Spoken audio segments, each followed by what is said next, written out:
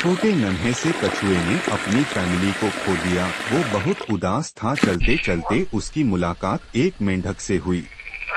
मेंढक के सुझाव को सुनकर उस कछुए ने अपने घर तक पहुंचने का रास्ता तलाश किया। तब उसकी मुलाकात एक नीली चिड़िया से हुई। कछुए ने उससे अपने घर के रास्ते के बारे में पूछा। फिर चिड़िया ने उसे तालाब दिखाया। नन्हा कछुआ तालाब में पहुंच गया और वह अपने परिवार से वापस मिल गया।